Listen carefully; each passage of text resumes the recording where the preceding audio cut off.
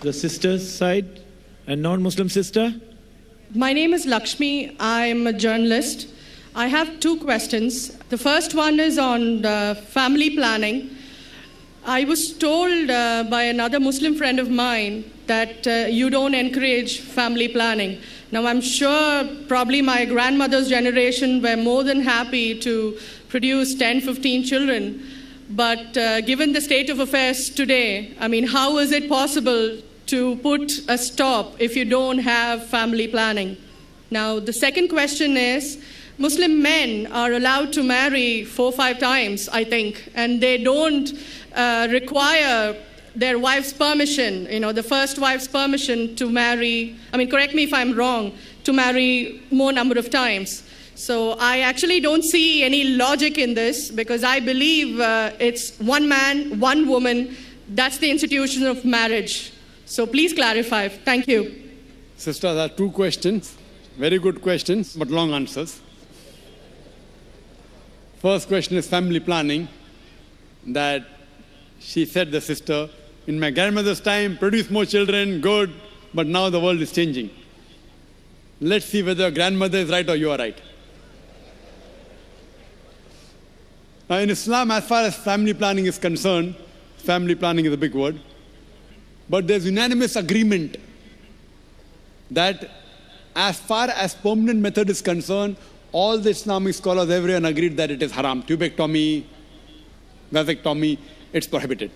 Even abortion, it's prohibited unless it is to save the life of the mother.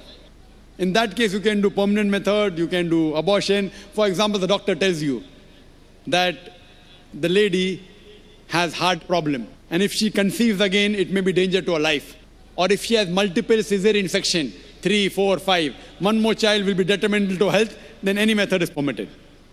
So as far as permanent method is concerned, abortion is concerned, unanimous agreement, it is haram because Quran says in Surah Anam chapter number 6 verse number 151 that kill not your children for want of sustenance, for it's Allah subhanahu wa ta'ala, Almighty God, who will give sustenance to you and your children. The message repeated in Surah Isra chapter 17 verse number 31, kill not your children for want of sustenance, for it is Allah subhanahu wa ta'ala, Almighty God, who will give sustenance to you and your children. Now here we realize, based on this verse of the Quran, killing children is prohibited. Furthermore, as far as temporary method is concerned, I being a medical doctor, as far as contraception is concerned, the most common is the copper T. And we learned in the medical college that it's a contraception. But we realize it's not a contraception, it's a contra-implantation. The ovum and the sperm has already met, they form the zygote, but it is a very early abortion. It's called as a contraception. The right technical word is contra-implantation. And if you let your imagination a bit ahead, it is nothing but an early abortion, so this too is prohibited. The difference of opinion as far as temporary method is concerned, but our beloved Prophet Muhammad, one person approached the Prophet and said that he used to do uzl, that is coitus interruptus, breaking the act and preventing the fluid of the male to enter the female's body. The Prophet was silent. Now one group of scholars said because the Prophet was silent, he permitted. The other group of scholars said because he was silent, he prohibited. Difference of opinion, but let's get back to the main reason. So as far as copper T is concerned, that too is prohibited. OC pills, oral contraceptive, it changes the physiology of the body. Allah says in the Quran in Surah Rum chapter number 30 verse number 30, do not change the physiology of the body. And I being a medical doctor, I know there are so many complications for that. Now, coming to the basic question, why should a person want to do family planning? Is the basic question. Let's treat the cause. We as medical doctors, we prefer treating, killing the germs rather than symptomatic treatment. One thing is symptomatic treatment. The other is knowing the cause and killing the cause. Now, broadly, majorly, there can be 2 reasons why a person wants to do family planning. One can be because he's poor and poverty prevents him from looking after many children. The other reason may be he's rich, but having more children, more spacing, he can make them doctors, engineers, etc. Now coming to the first reason, that if a person is poor, Islam has the solution for poverty. Don't kill human beings. The solution is zakat. In Islam, one of the pillars of Islam is every rich Muslim who has a saving of more than the nisab level, more than 85 grams of gold, he or she should give 2.5% of that saving every lunar year in charity. If every rich human being gives a zakat, poverty will be eradicated from this world. There will not be a single human being who will die of hunger. So as far as poverty is there, the solution is zakat. It's not killing human beings. Now, second reason may be, I'm rich, I've got money, but I want to make my son a doctor. I want to make an engineer. So I give spacing. Less children, I can take care of them better. Sister, I am the 5th child of my parents. If my parents would have done family planning, I wouldn't have been here today. And do you know, sister, I am a medical doctor. You know, because today's society, the best profession they say is medical doctor, right? So am I a boon or a bane for society? Sister, 5th child of my parents.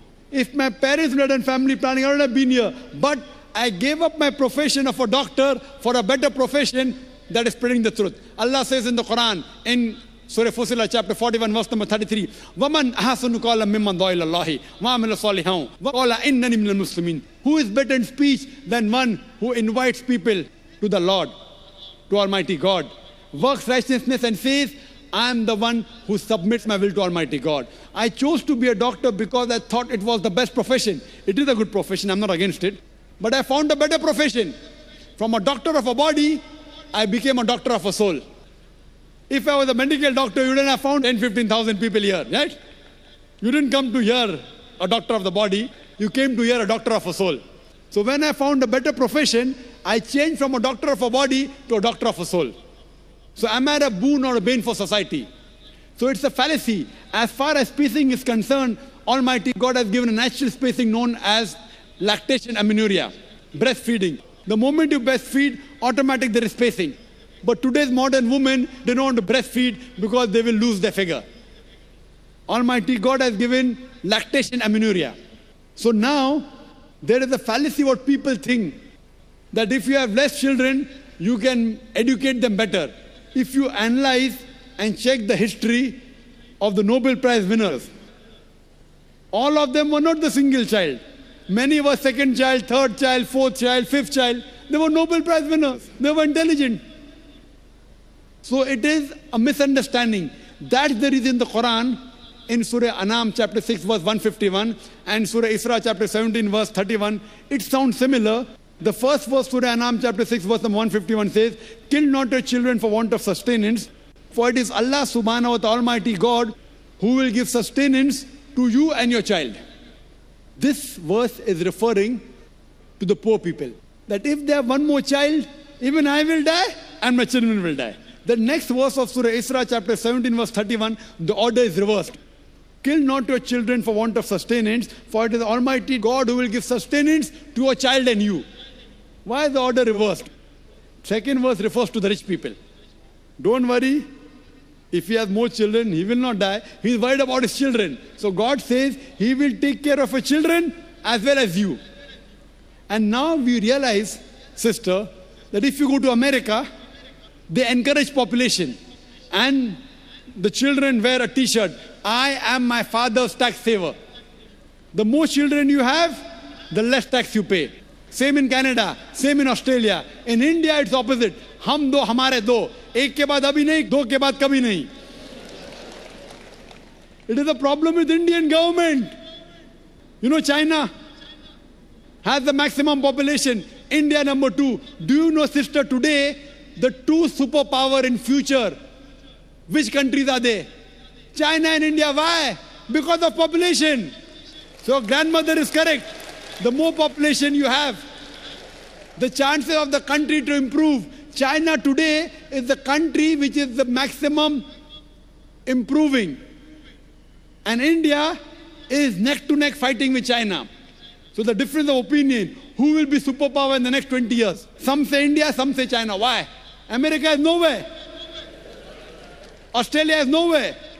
Canada is nowhere. So sister, population is a boon. It's not a bane. You should know how to utilize it.